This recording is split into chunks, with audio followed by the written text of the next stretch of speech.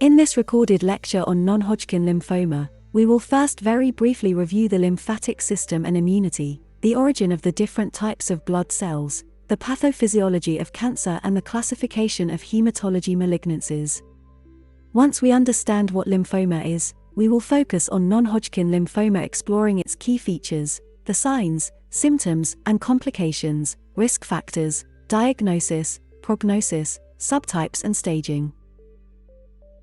We will then address the nursing management of patients with non-Hodgkin lymphoma to understand the differences between palliative and curative intent of treatment, between anticancer supportive treatments, localized anticancer therapies as opposed to systemic anticancer therapies, and targeted therapies versus non-targeted therapies.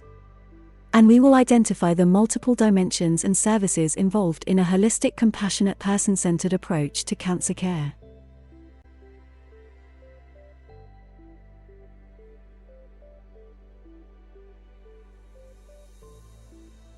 Lymph is a clear watery fluid very similar to blood plasma but loaded with white blood cells. Lymph is to the lymphatic system what the blood is to the cardiovascular system. It flows through lymphatic vessels that run parallel to the veins and empties into them. The key organs in the lymphatic system are the red bone marrow, where all blood cells are produced and most of them mature. The thymus, where T lymphocytes mature. The spleen, which filters and stores blood, clears senescent red blood cells from circulation, and houses immune cells like lymphocytes and monocytes. The lymph nodes, which are about 450 small bean-shaped glands that form clusters around the body and contain lymphocytes and macrophages. And we can also find lymphatic tissue out of these organs, either forming smaller nodules or diffused in the gastrointestinal and respiratory tracts. The lymphatic system is the center of defense of the body and its sewage and filtering network. Its main function is to protect our body against foreign substances that cause infection or disease. Think of it as an advanced defense system with fortifications and traps, an army of immune cells with different skill sets and diverse weaponry, a network of military academies and bases, and a specialized system for communication and transport. The lymphatic system contributes to fluid homeostasis. The excess interstitial fluid from the body tissues is drained by the lymphatic vessels. It is filtered out of pathogens, foreign bodies, and damaged cells in the lymph nodes, and then returned from the lymphatic circulation to the blood. The lymphatic system also serves to transport certain molecules such as large lipid molecules.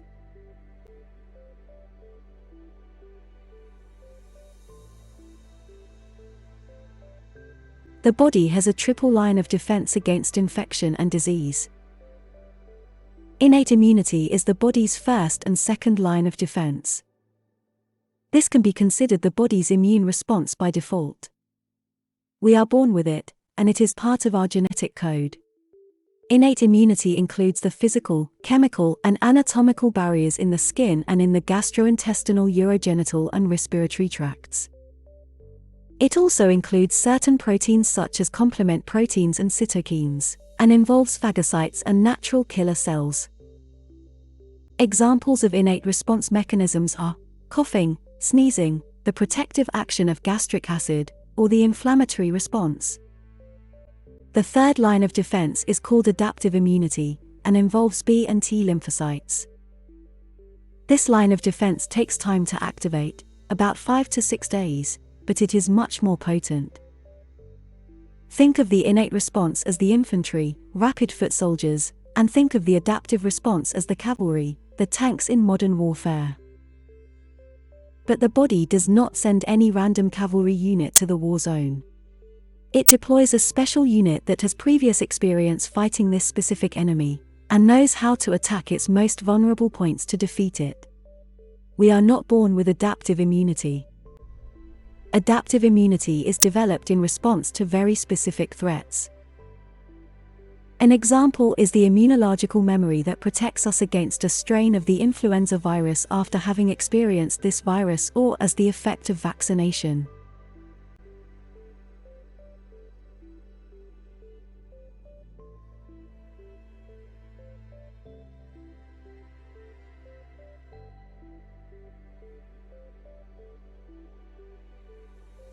The immune cells involved in innate immunity are macrophages, mast cells, dendritic cells, the three types of granulocytes, which are basophils, eosinophils, and neutrophils, and a type of lymphocytes called natural killer cells. All these cells except natural killer cells have phagocytic ability. However, among the granulocytes, neutrophils are primarily phagocytic, whereas basophils and eosinophils tend to destroy their targets by releasing enzyme granules from their cytoplasm, which is also one of the cell-killing mechanisms used by natural killer cells. While natural killer cells are part of innate, the other two types of lymphocytes are involved in adaptive immunity. These are B and T lymphocytes, or B and T cells. Two small subtypes of T cells, namely gamma-lambda T lymphocytes and natural killer T cells, participate in both innate and adaptive immunity. That's why in this diagram they are represented at the intersection of the two circles.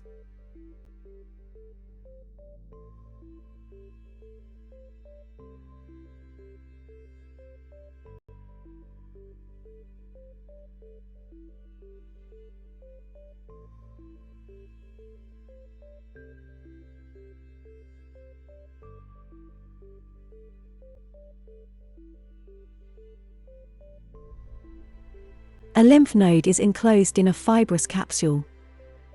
From this capsule inwards, we find the cortex, the paracortex, and the medulla. Transversally, like the slices in a cake, the lymph nodes are divided into compartments called nodules. These different areas have different immune cell populations. The medulla has a small cell population made up of plasma cells and macrophages. In the paracortex, T cells interact with dendritic cells. And in the cortex, naive B cells are clustered together with an underlying meshwork of follicular dendritic cells, forming primary follicles. On exposure to an antigen, the primary follicles start to develop into secondary follicles.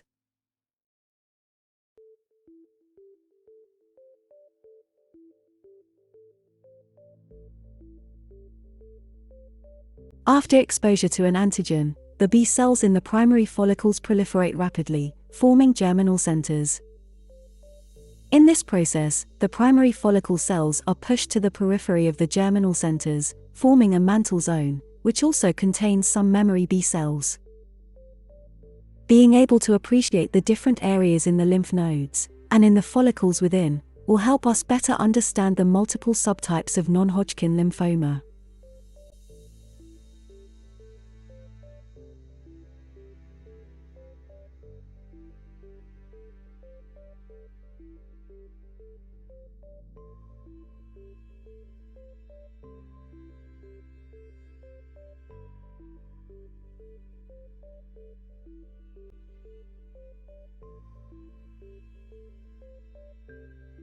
Haematopoiesis is the process by which all types of blood cells are produced.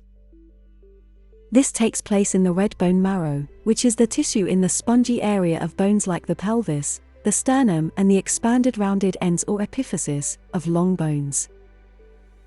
The red bone marrow produces haematopoietic stem cells which give rise to all the blood cells in the body.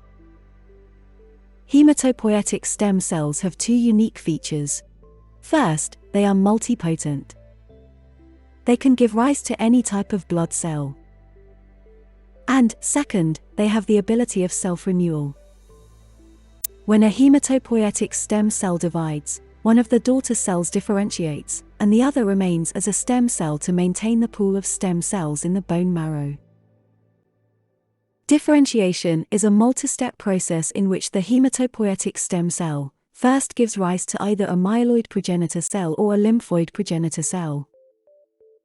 Myeloid progenitor cells can differentiate into precursor blasts or immature cells, which in successive differentiation steps give rise to platelets, red blood cells, the three types of granulocytes and monocytes. And, on the other hand, lymphoid progenitor cells differentiate into the different types of lymphocytes, namely, B lymphocytes, T lymphocytes and natural killer cells. Lymphomas affect only lymphocytes, the blood cells from the lymphoid lineage, shadowed on the right side in this diagram. Leukemias can develop from either blood cells from the myeloid lineage, in acute and chronic myeloid leukemia, or from cells from the lymphoid lineage, in acute lymphoblastic and chronic lymphocytic leukemia. Myelomas affect plasma cells, which are antibody-producing immune cells that develop from B lymphocytes, cells that we said belong to the lymphoid lineage. As a curiosity, platelets, or thrombocytes, are not true cells. They are fragments of the cytoplasm of megakaryocytes. And, in a strict sense, red blood cells cannot be considered true cells either, as they lack a nucleus and mitochondria.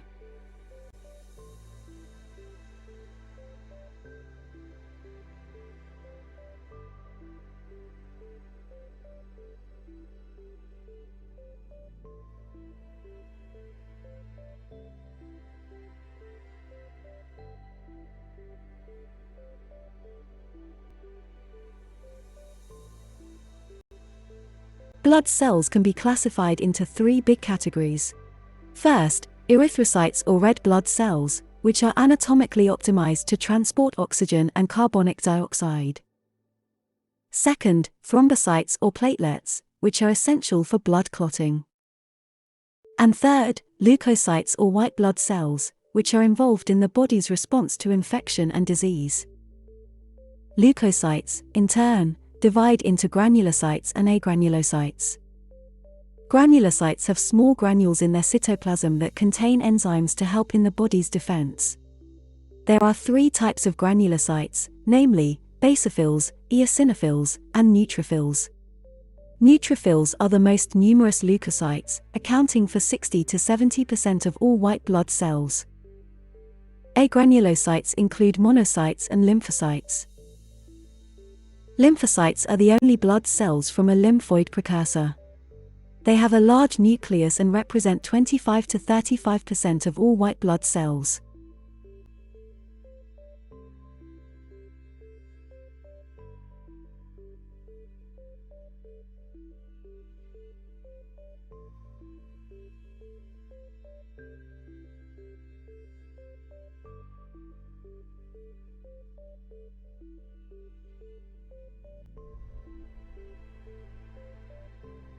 There are three main types of lymphocytes, namely, B lymphocytes, T lymphocytes and natural killer cells.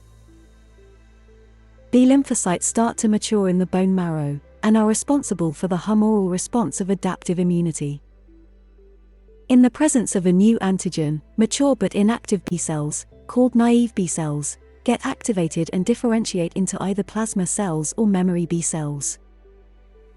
Plasma cells start to massively produce antibodies against that specific antigen, which will travel through the bloodstream. Antibodies do not kill pathogens but flag the antigens on their surface, and recruit other immune cells to destroy them.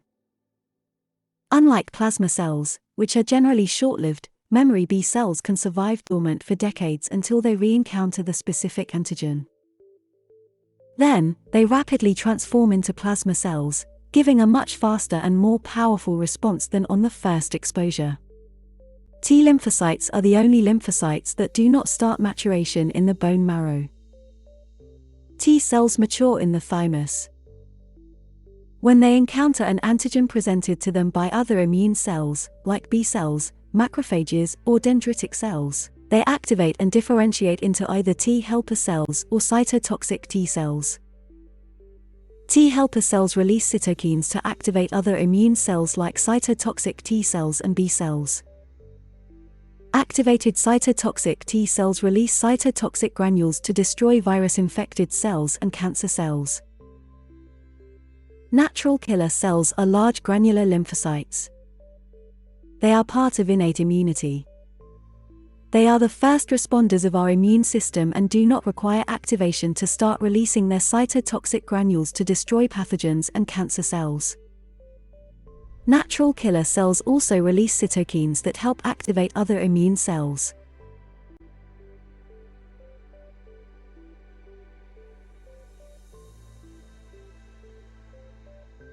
From the moment of our birth, we are exposed to a number of carcinogens including chemical substances, radiation, and infection with certain viruses. Exposure to these agents can cause damage to the cell DNA. Fortunately, we have genes that can fix DNA errors and other genes which give damaged cells instructions to undergo controlled death, a process called apoptosis. Our immune cells also have the capacity to destroy damaged cells. But the immune system is not always efficient, especially as we age, and DNA alterations accumulate. Since DNA contains the instructions for the cell to function normally, engage with other cells, duplicate, become senescent and undergo apoptosis, the malignant cell with damaged DNA starts to display selfish and anarchic behavior. The mutated cell proliferates rapidly and uncontrollably, may invade neighboring tissues, evades the immune cells and escapes apoptosis to become virtually immortal. As the cancer cells continue proliferating, their population increases, the tumor grows into solid cancers, and these rogue cells travel through the blood and lymph vessels to other organs and tissues to develop secondary malignancies, that we call metastases.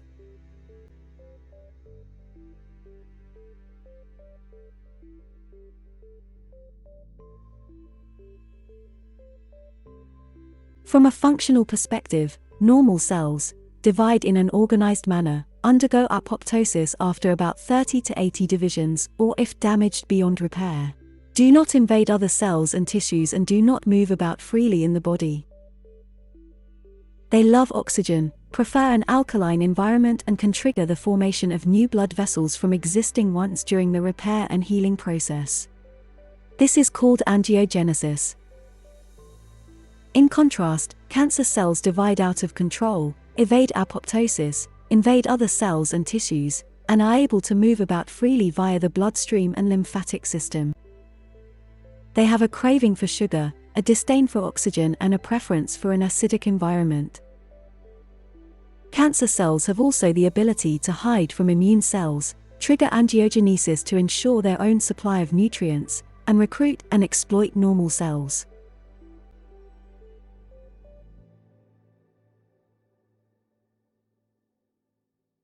There are many subtypes of cancers affecting blood cells. These are usually referred to as blood cancers or hematology malignancies, but a more precise term is cancers of the haematopoietic and lymphoid tissues. The three most common types are lymphoma, leukemia, and myeloma, in this order of prevalence. If we look at the new cases in the UK every year, the figures are 16,000 new cases of lymphoma, 10,000 of leukemia, and 6,000 of myeloma. The number of associated deaths is similar for lymphoma and leukemia, about 5,000 every year each, and 3,000 for myeloma. Lymphoma is a malignancy affecting lymphocytes. Unlike leukemia and myeloma, lymphoma does not develop in the bone marrow but in the lymph nodes or other organs and tissues of the lymphatic system. Lymphoma is the only blood malignancy that forms primary solid tumors. As some lymphomas progress, malignant lymphocytes may pass from the lymphatic system to the bloodstream. In these cases, the lymphoma enters what is called a leukemic phase, but this only occurs in some non-Hodgkin lymphomas. Leukemia and myeloma both develop in blood cells in the bone marrow. The term leukemia means an abnormally high number of leukocytes or white cells in the blood, which is a characteristic sign of the disease. Leukemia can develop from immature or mature cells from myeloid or lymphoid lineages. It can be acute, affecting immature cells or blasts and with a rapid progression, or chronic, affecting mature cells or sites and with a slow progression.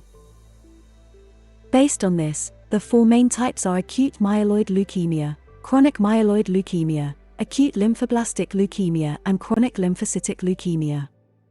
Myeloma develops in plasma cells, which are a type of immune cell that originates from the differentiation of B lymphocytes. Normally, a small number of plasma cells reside in the bone marrow. But in myeloma patients, the bone marrow is crowded with malignant plasma cells.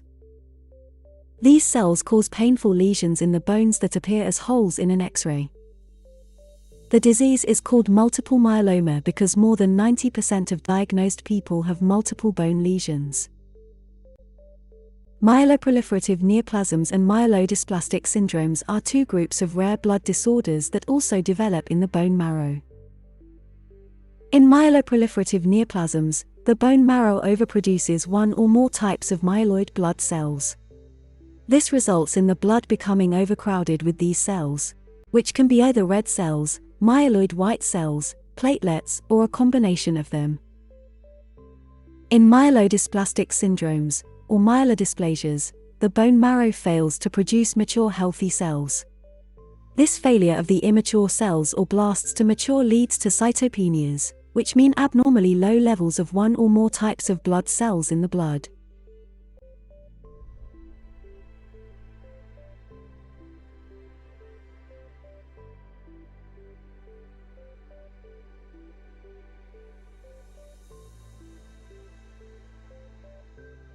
Traditionally, lymphomas were classified into Hodgkin lymphomas and non-Hodgkin lymphomas. Hodgkin lymphoma is a highly curable lymphoma that accounts for only 15% of all lymphoma cases. On the other hand, non-Hodgkin lymphomas account for 85% of cases and are increasing in prevalence. In 2017, the World Health Organization reviewed this classification and grouped the more than 80 types of lymphoma into three big categories, namely, Hodgkin lymphomas, B-cell lymphomas and T-cell and natural killer cell lymphomas. Hodgkin has a bimodal age distribution. It occurs in people over the age of 60 years, but it is more typically diagnosed in people in their 20s or 30s. On the other hand, non-Hodgkin lymphoma is more prevalent in people over the age of 60 years. Both types of lymphoma have similar symptoms, but Hodgkin lymphoma very rarely causes tumor compression syndromes, which are serious complications seen in non-Hodgkin lymphomas. Treatments for Hodgkin lymphoma and non-Hodgkin lymphomas also vary. The anticancer regimes indicated for Hodgkin lymphomas are different than those prescribed for non-Hodgkin lymphomas. And there are also specific regimes reserved for relapsed or refractory lymphomas.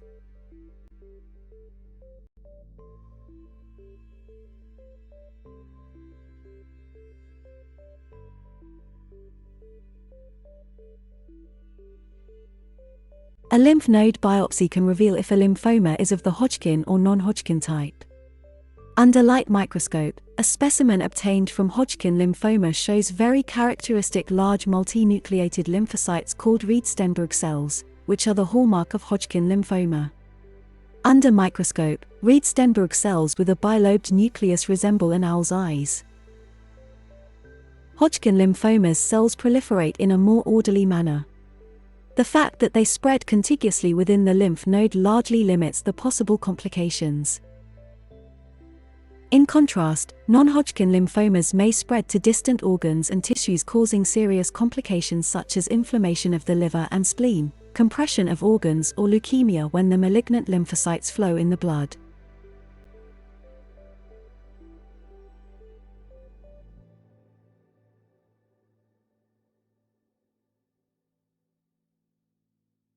Non-Hodgkin lymphomas may manifest with multiple signs and symptoms. Different patients may have different symptoms, or experience these symptoms with different intensity. 70% of patients with non-Hodgkin lymphomas develop inflammation of the affected lymph nodes, which normally doesn't cause them pain. Since non-Hodgkin lymphomas can spread out of the lymph nodes, they may lead to inflammation of the liver and spleen, and cause chest or abdominal pain or skin rashes.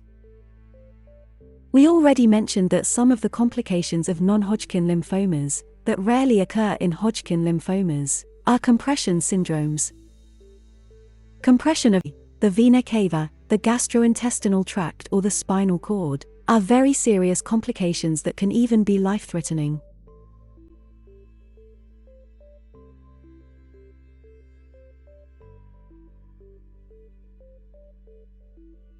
The triad symptom of fevers, night sweats and unexplained weight loss is characteristic of lymphomas. Some people with lymphoma may need to change their bedclothes several times overnight because of the uncomfortable sensation of the profuse sweat. These three systemic symptoms are collectively referred to as B symptoms. This is because the Ann Arbor staging system, which is the most used staging system for lymphomas, adds a letter B to the stage number when these symptoms manifest. Other systemic symptoms of non-Hodgkin lymphoma such as persistent fatigue and loss of appetite are common for many types of cancer. Lymphomas may also cause antibody abnormalities. One of the hallmarks of a type of lymphoma called lymphoplasmacytic lymphoma or Waldenstrom macroglobulinemia is an excess production of monoclonal immunoglobulin M. Immunoglobulin M is the largest antibody. The high viscosity of blood laden with these large proteins leads to poor blood circulation and organ perfusion. Small blood vessels may also tear, causing bleeding in the nose, gums, or retina. Other types of lymphoma may induce the contrary effect, a reduced number of circulating antibodies, thereby compromising the body's immunity.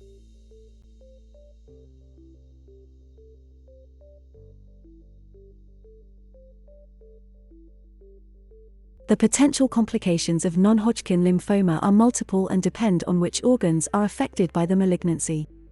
In the cases when the bone marrow is involved, lymphoma cells crowd out the healthy cells in the bone marrow, causing cytopenias, which means that there is a reduced number of a certain type of blood cells in the circulation.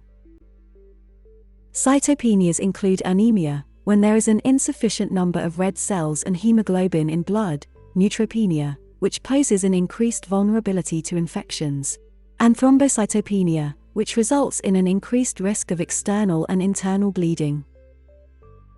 When lymphoma involves the spleen, this lymphatic organ starts to enlarge and may eventually rupture. Impaired liver function and liver failure are complications associated with lymphoma of the liver.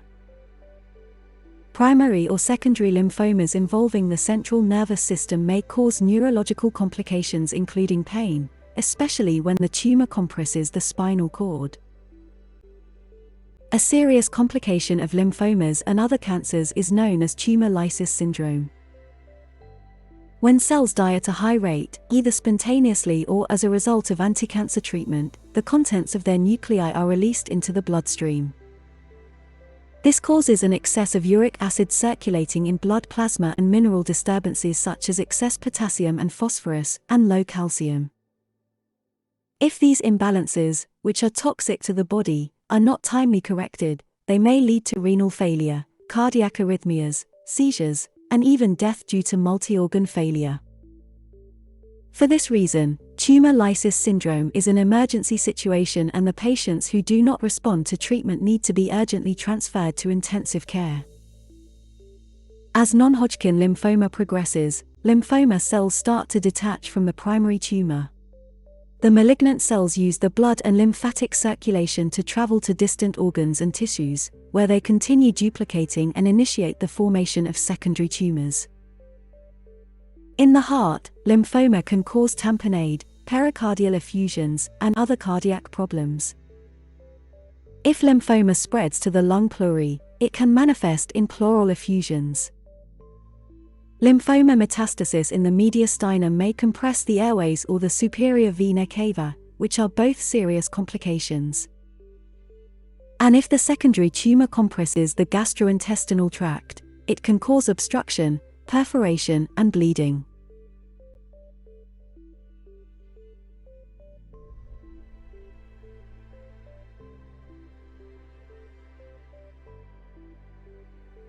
In addition to the already mentioned complications, lymphoma increases the risk of external and internal bleeding. This can be a consequence of thrombocytopenia, when a reduced number of platelets is present in blood circulation.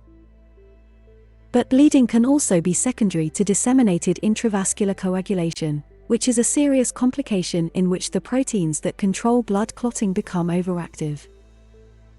As a result, small blood clots start to form throughout the bloodstream, blocking small blood vessels. This disorder may manifest as bruises, external and internal bleeding, blood clots, hypertension, shortness of breath, confusion, and fever. Pain is another potential complication of lymphoma. As a tumor forms and grows in size, it may eventually exert compression on the affected organ or the surrounding tissues. This compression stimulates the local nerves to constantly transmit pain signals. In non-Hodgkin lymphoma, like in other cancers, not only the disease but also the anticancer treatments can cause complications.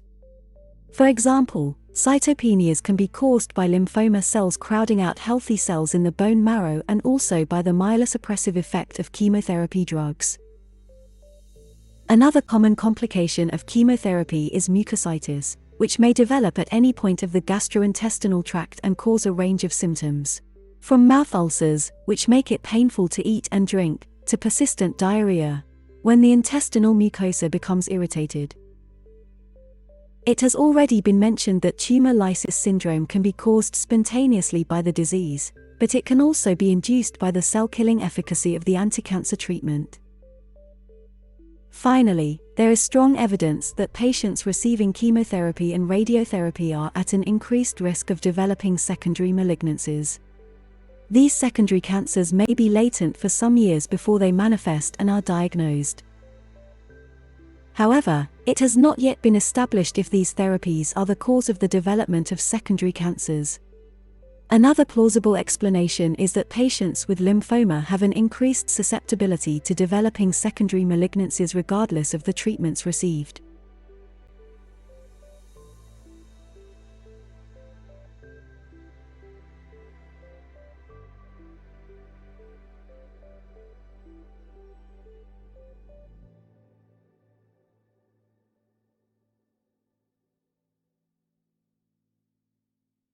In the UK, the prevalence of non-Hodgkin lymphoma has increased by 40% in the last 3 decades. It is the 6th most commonly diagnosed cancer and it is more prevalent in the elderly population. Non-Hodgkin lymphoma is a life-threatening condition. At present, when a person is diagnosed with non-Hodgkin lymphoma, the possibility of that person being alive 10 years after is little more than 50%. On a more positive note, non-Hodgkin lymphoma survival has tripled in the last 40 years. When we look at these figures, it is very important to bear in mind that non-Hodgkin lymphoma is a very heterogeneous disease. Some types of non-Hodgkin lymphoma have a very slow progression and do not require treatment, whereas other subtypes can be very aggressive, may spread rapidly and not respond to treatment. So, providing figures for all types of non-Hodgkin lymphoma combined can be as misleading as combining the data for all respiratory infections when we know that some of them are as harmless as the common cold and other ones may be life-threatening.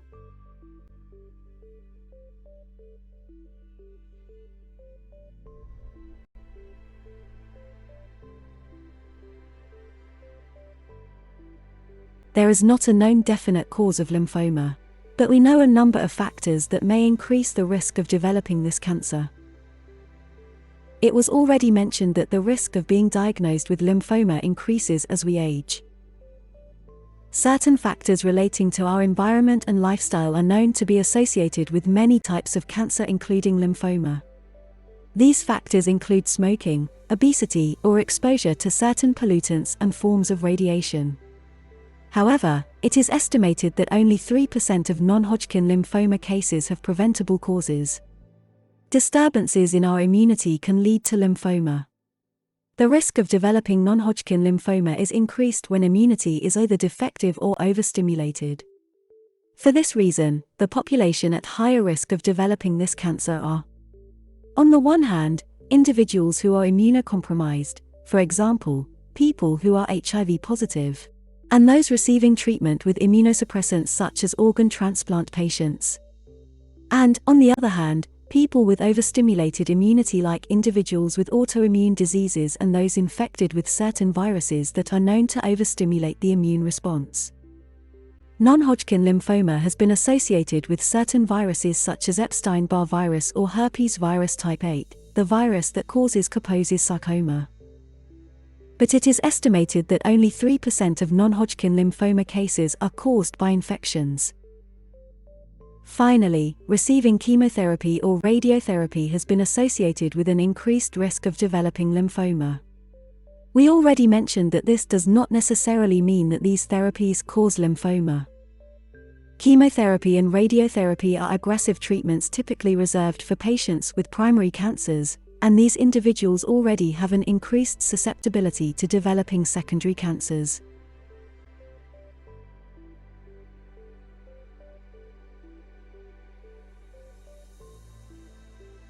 The physical examination for the diagnosis of non-Hodgkin lymphoma looks for signs of inflamed lymph nodes, liver, or spleen.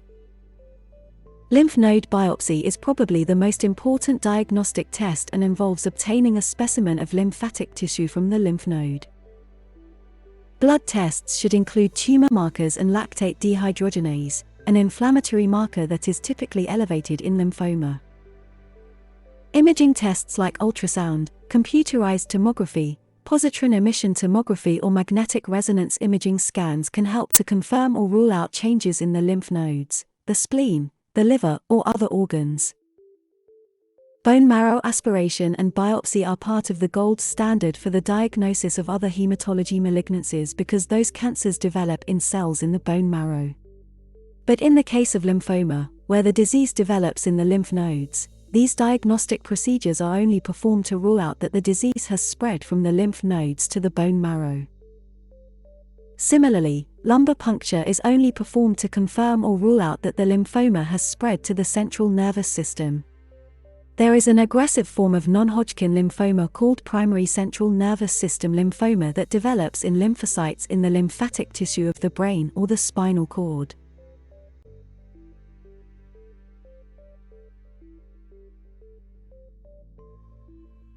How rapidly non-Hodgkin lymphoma progresses and the patient's prognosis depend on many factors. In general, when lymphoma develops in cleaved or angulated small lymphocytes and these are tightly grouped within the lymph node, the prognosis is much more favorable than when it affects lymphocytes that are more rounded, of a bigger size and dispersed. But a range of patient factors can be as important as these cell features. For example, the response to treatment can be very different in a young healthy individual than in a frail elderly patient with multiple comorbidities.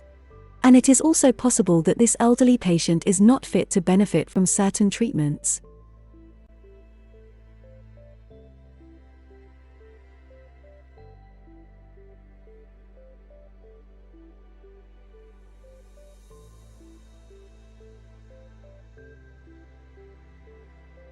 Hodgkin lymphoma comprises more than 60 subtypes of lymphomas.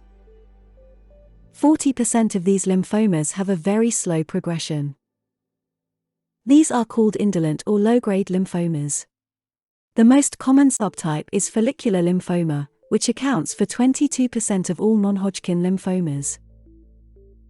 In contrast, 60% of lymphomas have a rapid progression and manifest with severe symptoms. These are called aggressive or high-grade lymphomas and need to be treated immediately and aggressively. The most common of all known lymphomas is diffuse large B-cell lymphoma, a high-grade lymphoma that accounts for 31% of all non-Hodgkin lymphomas. 80% of non-Hodgkin lymphomas develop from B lymphocytes. This occurs because B lymphocytes are much more susceptible to malignant than T lymphocytes or natural killer cells. It was already mentioned that lymphomas can have a leukemic phase. In other words, lymphomas may convert into leukemias. Similarly, it is not rare that a low-grade lymphoma transforms into a high-grade one.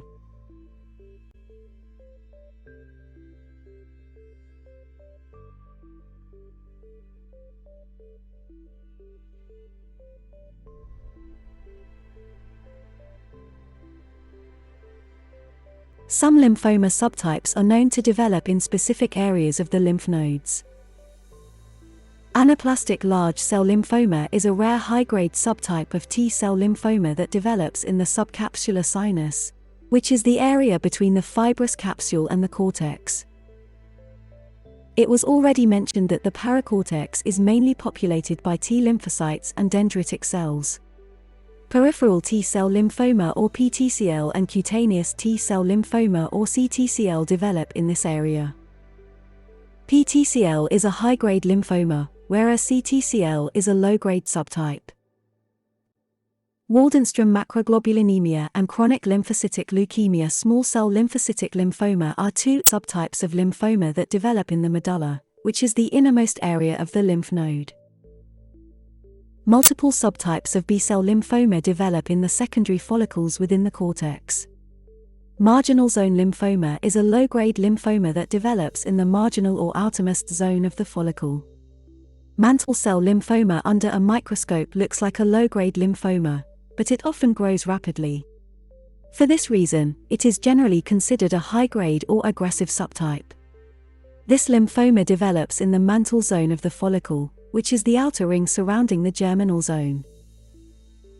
The most common non-Hodgkin lymphoma develop in the germinal and innermost zone of the secondary follicles, namely, the high-grade diffuse large B-cell lymphoma and the low-grade follicular lymphoma.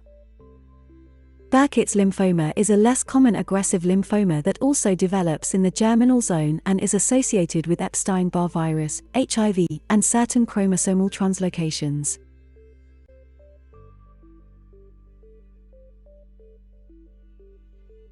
The Ann Arbor staging system is the most used system in the staging of lymphomas, both Hodgkin and non-Hodgkin.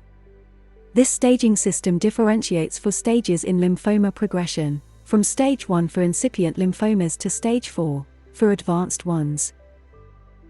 In stage 1, lymphoma is limited to one single site, which can be either a lymph node, a group of lymph nodes in the same lymph node region, a lymphatic organ, or an extranodal site, which refers to another site out of the lymph nodes. But always one single site. In stage 2, there are two or more lymphoma sites but always on the same side of the diaphragm, either all above the diaphragm or all below the diaphragm. In stage 3, lymphoma sites are found on both sides of the diaphragm. Note that in stages 1 to 3, lymphoma has not spread to non-lymphatic organs. Finally, stage 4 refers to a widespread disease involving one or more non-lymphatic organs.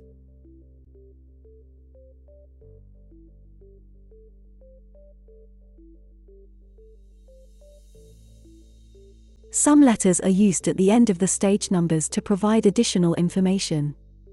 The letter A and the letter B indicate the absence or presence, respectively, of at least one of the three B symptoms. It was mentioned that these symptoms are recurrent febrile episodes, night sweats, and an explained weight loss of over 10% in the preceding 6 months. The letter E indicates that the lymphoma involves one extranodal site that is contiguous or proximal to a known nodal site. The staging modifier S is used to indicate spleen involvement, and the letter X refers to bulky disease. This means that the lymphoma size exceeds a certain measure specified for the lymphoma subtype. For example, the cutoff measure is 10 cm for diffuse large B-cell lymphoma and 6 cm for follicular lymphoma.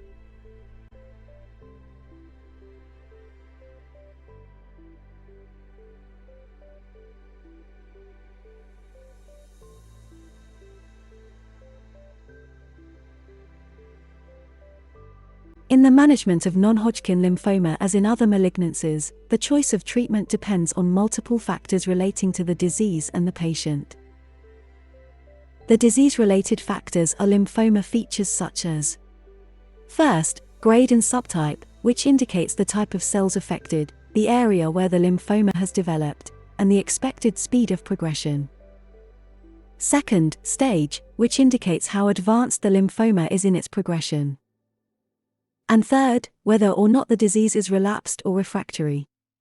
Relapsed refers to cancer that has come back after remission, after being undetectable for some time. And refractory refers to cancer not responding to a specific first-line treatment. In this case, an alternative treatment needs to be attempted. The treatment also depends on the patient's health status and circumstances. For example, an aggressive chemotherapy regime is clearly inadequate for a frail elderly patient with multiple comorbidities. Instead of R-CHOP, a regime combining chemotherapy and a monoclonal antibody, the patient may receive an attenuated treatment called mini-R-CHOP, which is less aggressive and more tolerable. Also, not all patients are medically fit for undergoing therapies such as stem cell transplant or chimeric antigen receptor T-cell therapy. Hematology clinicians work alongside research nurses who are conducting clinical trials for novel drugs. Unfortunately, these experimental options are only available for patients meeting certain strict eligibility criteria. Very importantly, what are the treatment goals for the patient? After all, the most important question is, what really matters to the patient? We may assume that for most people diagnosed with a life-threatening condition like non-Hodgkin lymphoma, the main goal of treatment is to extend life expectancy. And that can be the case for most patients. But some patients with a non-favorable prognosis, with a life expectancy expressed in weeks, months, or a few years, may consider that the many inconveniences and burdens of undergoing treatment, and the multiple expected side effects, are not a price they are willing to pay just to extend life a few more months.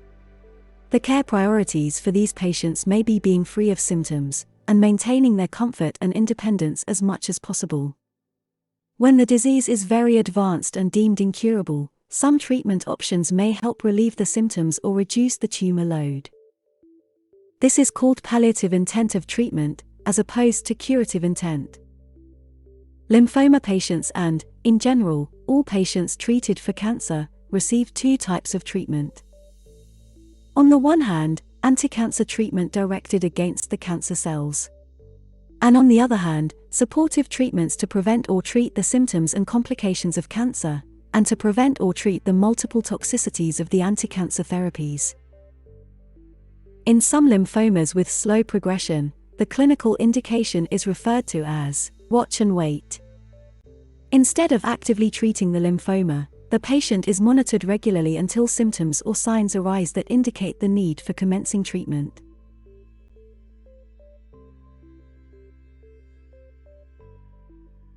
Lymphoma patients are typically treated with a combination of anticancer therapies and supportive treatments. Anticancer treatments can be local or systemic. Local treatments like surgery and radiotherapy target only the localized area where the tumor is located. In non-Hodgkin lymphoma, these local treatments are less used than in other solid tumors, and most patients are mainly treated with systemic anticancer therapies. The term systemic refers to the fact that the therapeutic agents travel through the bloodstream and reach all the cells in the body. Systemic anticancer therapies for lymphoma include chemotherapy, haematopoietic stem cell transplants, and a range of targeted therapies. In haematopoietic stem cell transplants, haematopoietic stem cells are collected from peripheral blood, either from the patient, in autologous transplants, or from a compatible donor, in allogenous transplants.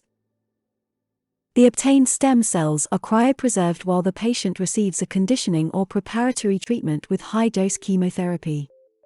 This aggressive treatment destroys the cancer cells in the bone marrow, but also the healthy cells. Then, the harvested haematopoietic stem cells are infused into the patient, where they repopulate the bone marrow and start producing all types of blood cells. At present, patients who undergo a haematopoietic stem cell transplant need to remain hospitalized for about 3 weeks, from the start of the conditioning treatment until their bone marrow becomes again competent, and their blood counts have recovered. Unlike chemotherapy, which does not differentiate cancer cells from healthy rapidly dividing cells, targeted therapies are treatments directed against specific cells that can spare other types of cells. Among the available targeted therapies, immunotherapies work by stimulating or amplifying the body's immune response against cancer cells. One innovative immunotherapy option is chimeric antigen receptor T-cell therapy or CAR T-cell therapy. This therapy is indicated for cancers affecting B lymphocytes, which are 80% of all lymphomas. In CAR T-cell therapy, lymphocytes are collected from the patient and manipulated in vitro to give them the ability to recognize B lymphocytes. The enhanced T cells are then returned to the patient, where they will start to target B cells and so destroy the malignant cell population.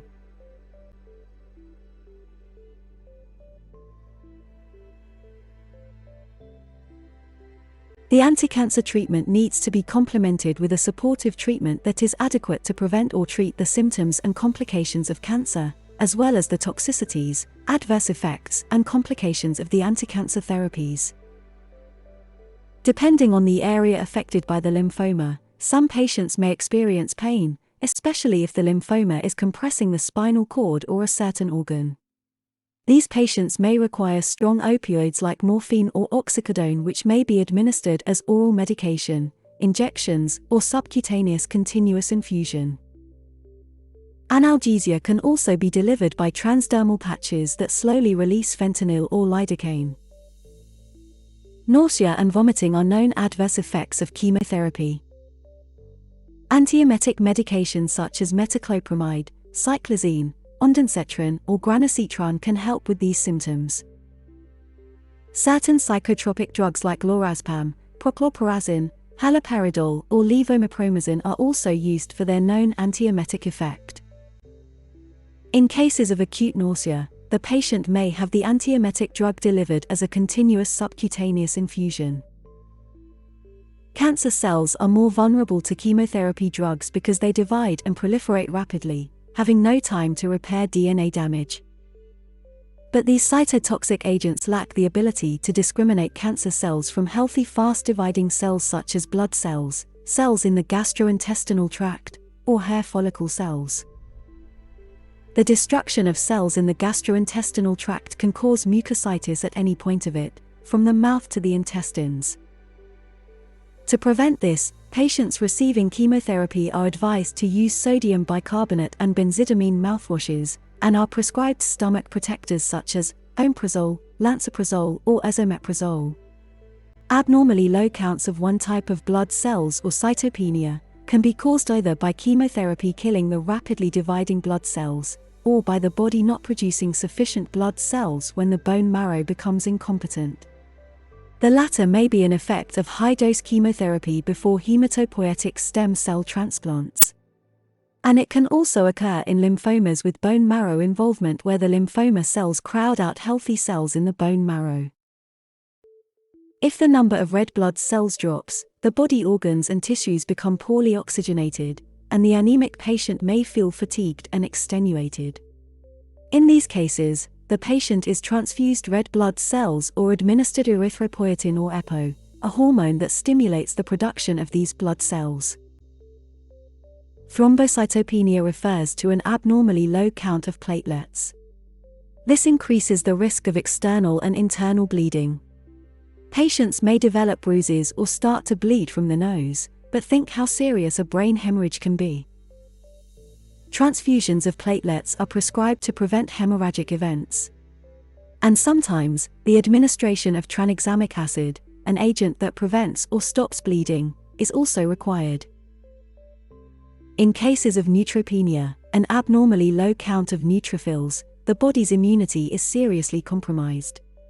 In neutropenic patients, there is a high vulnerability to infection, fevers may present, and there is a risk of developing neutropenic sepsis. To prevent and treat neutropenia, the patient is regularly administered a hormone called granulocyte colony stimulating factor.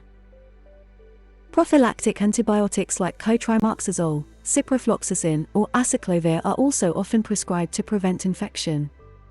And as soon as fever or other signs of infection are noted, the patient starts to be treated with a combination of suitable antibiotics. It was already mentioned that tumor lysis syndrome is a hematology emergency and a life-threatening complication in lymphoma. When cancer cells are destroyed, their nuclei break down liberating minerals and nucleic acid contents to the bloodstream. When the destruction or lysis of cancer cells occurs rapidly, either spontaneously or induced by certain chemotherapy agents, the levels of potassium, phosphorus, and uric acid may rise to toxic levels. This can cause acute kidney damage, arrhythmias, seizures, and may be fatal if not timely addressed. Patients at risk of tumor lysis syndrome are treated with allopurinol, a drug that reduces the concentration of uric acid in the blood. If tumor lysis syndrome eventually develops, the patient needs to be treated with a more potent drug called rasburicase, and receive continuous intravenous fluids to protect the kidneys. The patient needs to be closely monitored, including blood tests repeated every 6 hours. An escalation to ICU may be required if there is further deterioration. Due to nausea and vomiting, oral mucositis or general malaise, patients may lose appetite and be at risk of nutritional deficits. These patients are assessed by the hospital dietitians and may be offered nutritional supplements. Patients with serious nutritional deficits and those at high risk of choking and aspiration may be prescribed parenteral nutrition, which refers to intravenous feeding, to support their nutritional needs.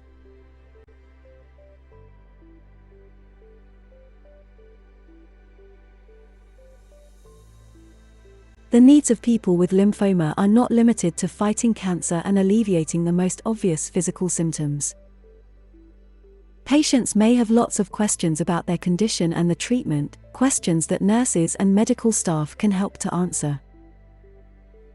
And think of the emotional, social, and spiritual needs of a person who has been secluded in a hospital room for weeks, who has been recently diagnosed with lymphoma, or who has just received devastating news about a poor prognosis. A range of hospital services, from mental health services to spiritual services, are available to address these needs from a holistic, compassionate, and person-centered approach. A significant improvement in the quality of life of lymphoma patients is the possibility of using outpatient services and a 24/7 hematology line. These services aim to support people with lymphoma to be safe and feel safe at home, and have helped reduce their hospitalization.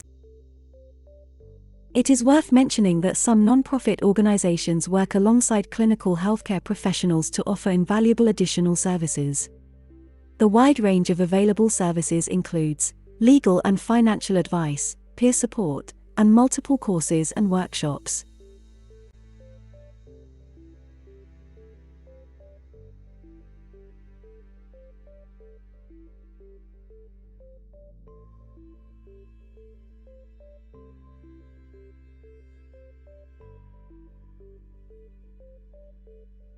At present, there are no health policies that are specific to lymphoma, leukemia, myeloma, or other hematology malignancies.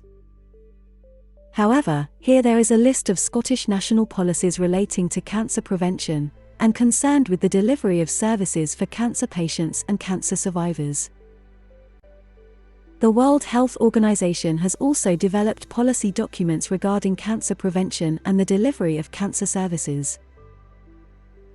Other relevant policy documents are those relating to the safe administration and handling of cytotoxic and other hazardous agents used in oncology care.